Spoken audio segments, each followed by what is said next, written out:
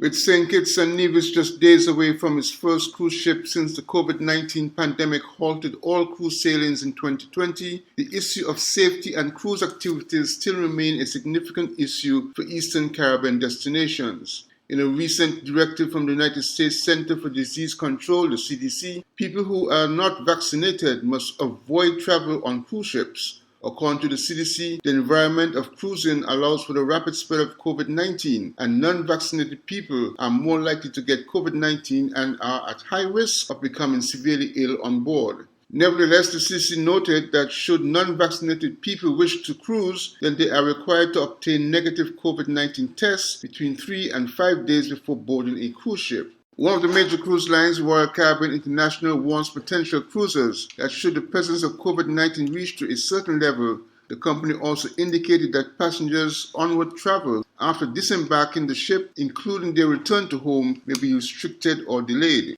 Several cruise lines that sail into the Caribbean have been repositioning ships home porting in several Caribbean countries in an effort to bypass the complications of sailing out of the United States.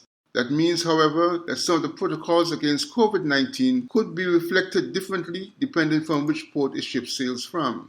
The recent win by the Florida state government against the U.S. Center for Disease Control, which had been issuing guidelines to Florida-based cruise companies, has complicated the safety concerns. The ruling means that the Miami-based cruise lines cannot demand that their passengers be fully vaccinated, nor can they question their vaccination status. In addition, several safety guidelines issued by the CDC would not be followed. The OECS has officially expressed its displeasure and concern over this ruling to the Florida Caribbean Cruise Association. The Florida court ruling will have direct impact on how countries in the Eastern Caribbean, including St. Kitts and Nevis, manage cruise activities and keep their populations safe.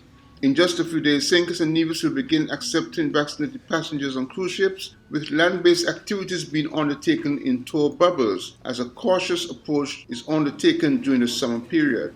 However, when the main cruise season begins later in the year, ships with non-vaccinated passengers will be arriving at Port Zante.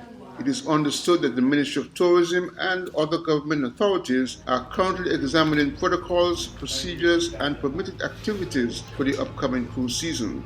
Glenn Bart reporting for SK Newsline.